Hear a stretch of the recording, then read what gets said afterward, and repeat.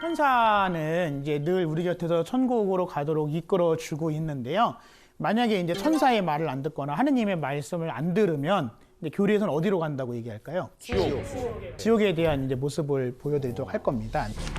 보티첼리라고 하는 분의 지옥의 모습입니다. 단테의 신곡에 나와 있는 지옥에 대한 이야기를 이제 보티첼리라는 사람이 이제 그림으로 그려낸 건데요. 지옥은 9개의 단계로 이루어져 있다라고 단테의 신곡에 나옵니다. 거꾸로 되어 있는 원형 깔때기는 사람이 하느님께 가고자 하는 큰 욕심을 가졌던 게 구약 성경에서 바벨탑이었거든요. 그 바벨탑을 뒤집어 놓은 모습이다라고 이야기를 할 수 있습니다. 그래서 보시면 위에는 넓고요, 밑에는 좁아지는데요. 네. 그럼 이제 인구 밀도적으로 어디가 살기 힘들까요? 민폐요. 맨 밑. 그래서 여기가 가장 최악의 지옥입니다. 그래서 위에는 좀 이렇게 뭐 견딜만한, 물론 지옥이니까 뭐 마냥 편한 데는 아닙니다. 하지만 밑바닥보다는 살만한 곳이고요. 살만한 지옥. 살만한 지옥. 제 첫 번째 단계의 지옥은 림보라고 해서 지옥 같지 않은 지옥인데, 이제 여기에 누가 가냐면 태어난 지 얼마 안 된 아이들. 아이들이 지옥 갈 일이 뭐가 있어? 사람은 태어날 때 누구나 다 죄가 있다고 말씀드렸잖아요. 근데 그걸 구원을 받았어야 되는데 받지 못해서 가는 곳 첫 번째 지옥이 림보라는 곳이고요. 두 번째 지옥이 이제 음란한 사람들, 욕망이 많은 사람들. 세 번째 지옥이 식탐 많고 음식물 쓰레기 많이 버리는 사람들. 그게 안 돼요? 왜요? 누군가는 그것을 사지 못하고 먹지 못해서 돌아가시는 분들도 있잖아요. 그러니까 내가 하고 싶다고 해서 내 마음대로 다 할 수 있는 건 아니다. 네 번째 지옥은 인색한 사람들이 가는 곳이죠.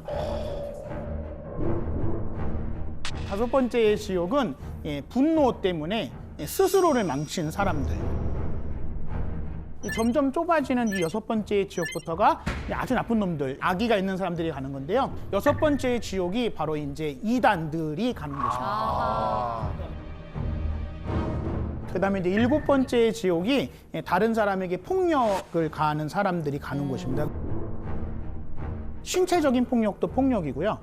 어떤 경우에는 언어적인 폭력이 더. 그래서 특별히 말을 더 조심하셔야 되죠. 네.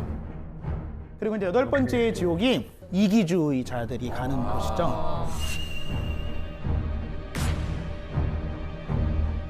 그리고 이제 마지막으로 이제 이 아홉 번째 지옥이 사람이 하느님한테 지을 수 있는 죄 중에 가장 큰 죄를 저희는 배신이라고 이야기를 하거든요.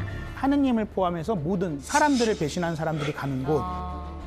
배신이라는 거는 다른 말로 이야기를 하면 사람을 기만하는, 그죠? 내가 안 믿는 사람한테 배신당했다 이렇게 얘기하시진 않잖아요. 근데 정말로 믿는 사람인데 배신했다. 그것은 배신 자체보다도 더 중요한 거는 상대방을 속일 수 있다. 기만한 거죠.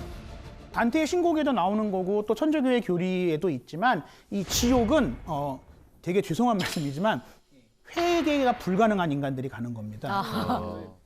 지옥에 가면 다시는 기회는 없습니다. 근데 이제 이 지옥에 가기 전에 대부분의 천주교 신자들이 가는 곳이 있는데 거기가 어디냐면 연옥이라는 데인데요. 아주 착하지도 않고 아주 나쁘지도 않은, 되게 여기 있는 분들이 저주하는 건 아닙니다. 되게 여기 있는 분들이 연옥에 가는데, 근데 연옥에 가면은 기회가 끝이냐? 그건 아니고요. 여러분들이 살아계실 때 여러분들을 만나는 사람들한테 많은 선행을 베풀잖아요. 그럼 만약에 여러분들이 돌아가시면 그분들이 여러분들을 잊어버릴까요? 아니죠. 안 잃어버리죠. 잃어버립니다라고 대답하시는 분들은 삶을 뜯어 고치셔야 됩니다. 그래서 여러분들을 기억하겠죠. 그래서 이제 신자들은 살아있는 사람이 죽은 사람을 위해서 기도를 해줄 수 있다고 생각을 해요. 살아있는 사람의 기도의 공덕이 다 쌓이게 돼서 죽은 사람의 영혼의 죄의 정화가 끝나게 되면 그 죽은 사람이 천국에 가게 된다고 이야기를 합니다. 그래서 살아있을 때에 여러 가지 선행을 많이 베풀어야 된다라고 천주교 교리에서는 이야기를 하고 있죠. 불교의 지옥은 이렇게 설명할 수가 없습니다. 왜요? 불교도 단계별로 있지 일단 않습니까? 너무 많습니다. 인원도 불교는 팔열 팔한지옥이라고 8개의 끓는 지옥과 8개의 아주 추운 지옥이 있는데 그 한 지옥마다 소지옥이 16개씩 있습니다. 16개. 분류가 됐어. 그리고 어느 한 지옥만 또 해필 18개가 있어요. 제가 어떻게 아무리 빠르게 설명을 하고 해도 신부님처럼 설명할 수는 없는. 아 근데 그렇게 세분화시켰으면 빠져나갈 구멍이 없겠는데 무조건. 웬만한 사람 지옥 다 갈 것 같아. 예. 불교의 지옥은 그러니까 창조의 신이 만드는 것이 아닙니다. 우리가 살면서 화내고 저주하고 증오한 그 마음이 지옥을 만든다고 생각합니다.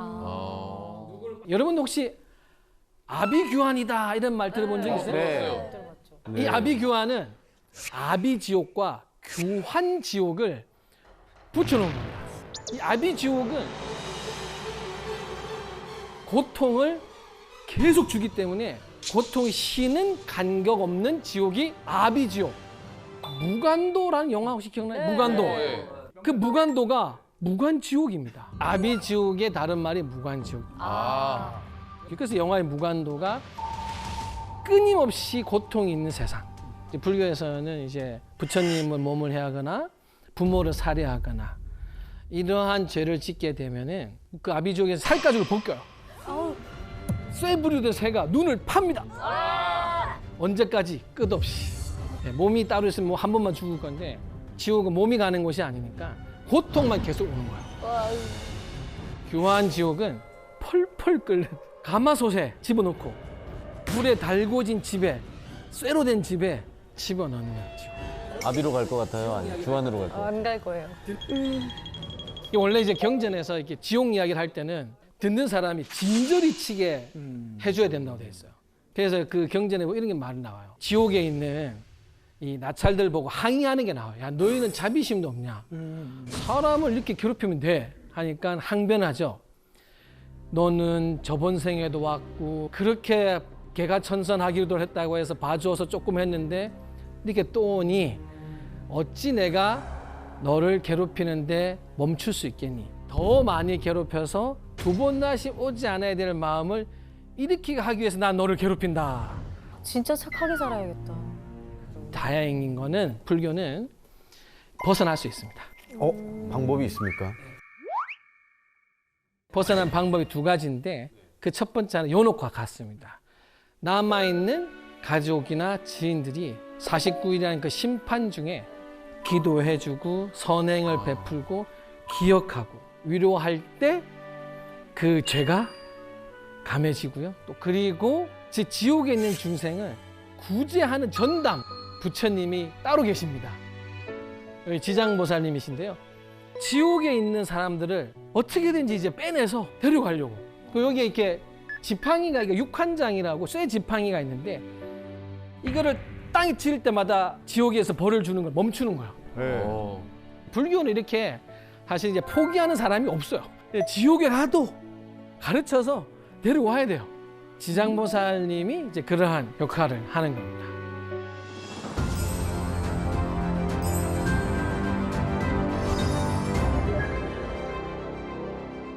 천주교는 이제 유일신 종교라고 합니다. 그래서 세계 유일신 종교가 크게 유다교, 그다음에 그리스도교, 그다음에 이슬람교가 있는데요. 이 한 분이신 하느님은 특별히 이슬람교나 유다교는 유일신 하느님은 유일신의 형태로만 계시는데 그리스도교에서는 삼위일체이신 하느님으로 있다고 이야기를 합니다. 그래서 성부 하느님, 성자 예수님, 그다음에 성령 하느님. 그래서 천주교 신자들이 성호경을 그을 때 성부와 성자와 성령의 이름으로 하는 이유는 그래서 그렇고요.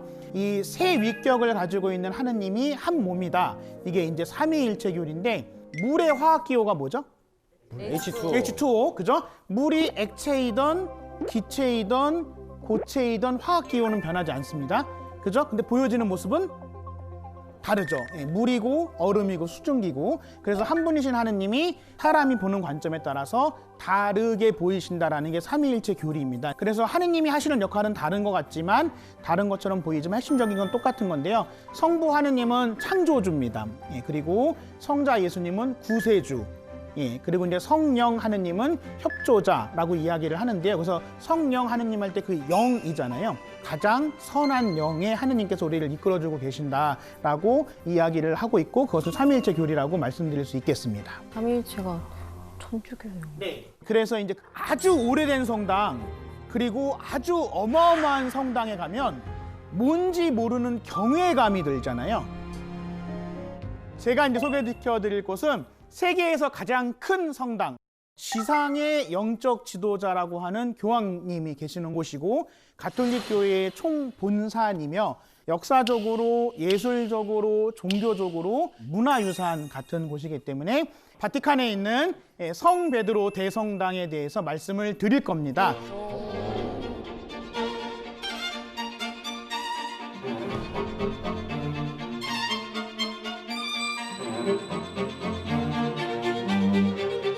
이게 이제 2009년도에 저희 동기 신부님들이랑 바티칸 대성당 안에 지은 그 안에 제대해서 찍은 사진인데요. 제가 2009년도에 서품 받았는데, 제가 저렇게 서 계신 거예요? 왜 저렇게 서 계신 거예요? 네, 말갈량이처럼 서 계세요. 바티칸 대성당은 그 로마 시내에 7개의 언덕이 있습니다. 네. 그 7개의 언덕 중에 하나의 언덕의 이름이 바티카노 언덕이었는데 바티카노 언덕 위에 지은 성당이다 그래서 바티칸 대성당이 되는 겁니다. 그래서 바티카노 언덕은 원래 로마의 황제였던 네로가 그리스도인들을 처형해야 되는데 어떤 날은 사자밥으로도 주고 아니면 자기들끼리 검투를 시키기도 하고 아니면은 십자가에 못 박아서 죽는 모습을 구경하고 그렇게 하던 곳 자리 위에 지어진 곳이 바티카노 성당이 되도록 하겠습니다. 바티칸 대성당에 보면 이렇게 저 초대형 돔이 있습니다. 저 돔은 하느님의 영원함을 상징해요. 왜냐하면 돔은 동그란 모양을 가지고 있잖아요. 그죠? 이 돔을 누가 설계했을까요? 레오나르도 네. 아니고, 네. 미켈란젤로가 저 돔이 유명한 거는 이제 미켈란젤로가 지었기 때문에 그렇습니다. 오늘날의 대성전은 미켈란젤로, 라파엘로 같은 인류 역사에 한 번 나올까 말까한 예술가들이 지었기 때문에 돈으로 다시 지은다고 해도 똑같이 지을 수는 없고요. 기술적으로 또 지은다고 해도 똑같이 지을 수 없는 곳이라고 할 수가 있겠습니다. 보시면 네, 이게 아까 그 미켈란젤로의 돔이고요. 이 돔 바로 밑에 보면 대형 제대가 있습니다. 이 대형 제대 바로 밑에가 베드로 사도의 무덤이에요. 원래 이제 성당은 전통적으로 무덤 위에 세워지게 돼 있습니다. 그래서 이제 바티칸 성당도 무덤 위에 세워져 있는 거죠. 그 용산 성당이나 아니면은 그 명동 성당 같은 경우에는 무덤 위에 지어진 성당입니다. 명동은 누가 그럼? 네, 명동에는 천국 천주교회의 2대 주교님인 앵베르 주교님하고 이제 모방 신부님, 샤스탕 신부님 이렇게 해서 순교자들 무덤 위에 세워져 있고요. 신학교에 가면은 이제 신학교 대성당에 김대건 신부님의 2개의 고울이 있습니다. 그래서 근데 그런 만큼 순교자의 유해가 모셔져 있는 곳은 다 성지라고 이야기를 할 수가 있는 거죠. 네. 다음으로 베드로 성당 이제 광장을 볼 건데요. 네, 이게 무슨 모양처럼 보이시죠? 열쇠, 열쇠 모양으로 되어 있는데 그 예수님께서 베드로 사도에게 하늘나라의 열쇠를 맡깁니다. 그래서 천국의 문지기라고 불리거든요, 베드로 사도가. 그래서 베드로가 하늘나라의 열쇠를 받았다라는 의미가 있고요. 그리고 이제 한편으로는 열쇠처럼 보이지만 다른 한편으로는 하느님이 세상을 향해서 손을 뻗고 있는 것처럼 보여요. 그죠? 그래서 하느님이 세상을 품고 있다라는 의미도 보이는 것이 이 베드로 성당 대광장이 되도록 하겠습니다. 그리고 이 많은 분들이 교황님을 언제 가면 볼 수 있냐 이런 질문을 하시는데 높으셔서 아무나 못 보는 게 아니고요. 무지하게 바쁘셔서 아무도 못 만납니다. 농담 반 진담 반으로 교황님이 10년 후까지 스케줄이 잡혀 있다고 이야기를 하거든요. 어쨌든 교황님을 정기적으로 볼 수 있는 거는 물론 이건 스케줄이 없을 때입니다. 뭐 그때 간다고 항상 계시는 게 아니라 수요 일반 아련이라고 해서 매주 수요일 날 오전 10시에 가면 교황님을 볼 수 있고요. 매주 주일 날 12시에 가면 교황님이 집무실 창문을 열고 삼정기도를 하고 사람들한테 좋은 말씀을 하는 시간을 가지게 됩니다. 근데 아까 제가 보여드렸던 제 성지순례 갈 때는 교황님께서 외국 출타 중이셨어요. 그래서 제가 교황님을 보지는 못했는데 천주교 신부인 저도 교황님을 못 봤는데 스님이 교황님을 보신 게 아니라 교황님과 사진도 찍었어요. 네네. 그래서 스님이 교황님과 찍은 사진을 스님을 한번 찾아보세요. 여기 스님 어디 계실까요? 지금 머리부터 보게 되는데요. 그렇죠. 머리부터 봐야 돼요. 네. 일단 의상, 두 번째 의상. 아, 저기 네네. 오! 이게 무슨 일이야 이게? 2022년에 카자흐스탄에서 열리는 세계 전통 종교 지도자 대회라는 4년마다 열리는데 제가 한국 대표로 이제 저는 참석을 했었고 제가 이 사진을 찍고 신부님께 자랑을 했었거든요. 나 봐라. 나 찍었다. 나 교황님하고 찍었다. 그 사진. 보지도 못했는데. 아. 네, 이 사진 보시면 지금은 이제 뭐 그렇진 않지만 예전에는 사제가 교황님을 서서 볼 수가 없거든요. 무릎을 꿇고 항상 교황님한테는 근데 스님은 서 계십니다. 네. 같은 나이네. 그래서 물론 사제는 아니시지만 네, 그래서 여기 가운데에 계시는 교황님이 아마 많은 분들이 아실 텐데 이제 프란치스코 교황님이라고 266대 교황님이십니다. 그래서 프란치스코 교황님은 최초의 남미 출신 교황님, 부에노스 아이레스 출신이십니다. 아르헨티나의 수도. 프란치스코 교황님은 그 전의 교황님들과는 다른 여러 가지로 파격적으로 이제 행동을 하시는 분인데요. 이 얘기를 들으시는 분들은 좀 당연한 게 아닌가라고 생각하실 수도 있지만 원래 교황님은 자기 가방을 자기가 안 드십니다. 아. 왜? 근데 누가 들까요? 수행비서. 네, 비서가 있죠. 예, 사제, 비서 신부가 있는데 교황님은 본인 가방을 본인이 들고 다니시고 그다음에 한국에 오셨을 때 2014년에 한국에 오셨었거든요. 보통 이제 교황님들 오면 벤츠, 아니면 BMW 방탄유리 뭐 이런 건데 교황님은 소우를 이제 개조를 해서 이제 교황님이 한국에 왔을 때 그 소우를 자동차를 타셨고 교황님은 로마에서도 지하철이나 버스 타고 다니십니다. 전용차 거의 안 타시고 혼자 다니시고요. 그다음에 이제 이 베드로 대성전에서 화려한 교황님 전용 궁전이 있는데 여태까지 교황님들은 다 교황님 궁전에서 사셨지만 프란치스코 교황님께서는 마르타의 집이라고 로마에 놀러 오는 신부님들 가는 게스트하우스가 있어요. 그 게스트하우스에서 일반 사제들하고 똑같이 사시고 그 교황님 궁전에서 사시지 않고요. 엄청 소탈하시고 겸손하신 교황님이라고 할 수 있습니다. 저 신부님 갑자기 문득 이런 궁금증이 생겼는데요. 교황님께서도 고해성사를 하시나요? 네. 교회 성사는 모든 사제의 의무입니다. 그러니까 교황님이라고 안 하진 않고요. 그럼 교황님 누구한테 해요? 보통 사제에게. 그래서 여러분들 나중에 포털에서 프란시스코 교황 고해성사 치시면 교황님이 다른 사제와 다를 바 없이 무릎 꿇고 일반 사람들과 똑같이 고해성사를 보시는 것을 보실 수 있습니다. 네. 이것은 전승에 대한 이야기입니다. 그러니까 전승이라는 얘기는 뭐냐면 구라냐? 그건 아니고요. 구라? 진짜냐? 진짜냐? 진짜냐? 천주교 용어인 줄 알았어. 그것도 아니고요. 세례명인 줄 알았잖아요.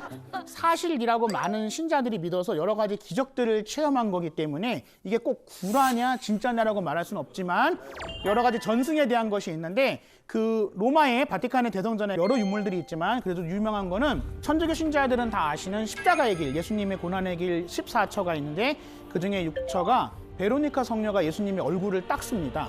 그래서 그 베로니카 성녀의 수건에 예수님의 얼굴이 묻어나 있습니다. 근데 그거를 예수님의 얼굴인지 어떻게 할까요? DNA. 예수님의 DNA는 맞다. 부활하셨지. 그래서 토리노 성이라는 게 있는데요. 예수님을 묻었을 때 예수님의 시신을 수습한 옷, 그게 성스러운 옷인데 그게 그 토리노의 성의에 있는 얼굴과 이 베로니카 수건에 있는 예수님의 얼굴이 똑같습니다. 그래서 이게 예수님의 얼굴일 것이다. 그렇다라고 이야기를 하고요. 그 다음에 이제 박해받던 그리스도교가 로마의 국교가 되게 되는데 그게 콘스탄티누스 대제라는 사람을 통해서 되게 됩니다. 이 콘스탄티누스 대제의 어머니 때문에 콘스탄티누스 대제가 신자가 되는데 그 어머니가 성녀 헬레나라는 분입니다. 근데 그 성녀 헬레나라는 분이 서기 320년에 그리스도교 신자 중에서는 최초로 예루살렘의 성지순례를 가게 돼요. 근데 300년 동안 방치되어 있던 예수님의 죽음에 관련된 그 여러 곳에서 이제 베로니카의 수건이라든지 아니면 예수님의 십자가의 조각이라든지 예수님을 찔렀던 창의 조각들 뭐 여러 가지 성물들을 가지고 오게 되고 가지고 온 것 중에 하나가 바로 예수님의 십자가 조각인데 근데 그게 시간이 오래 지났으니까 그리고 거기 이제 예수님만 처형당한 게 아니라 수많은 사람이 십자가형을 받았을 거 아니에요. 그러면 어느 게 예수님의 십자가인지 예수님이 지셨던 십자가인지 알까요? 그건 모르는데. 피? 아니 이제 피가 여러 사람께 묻어 있죠. 그렇죠. DNA. 피 없이 죽을 수는 없어요. 네네. 제가 사과 드린다고 몇 번. 네.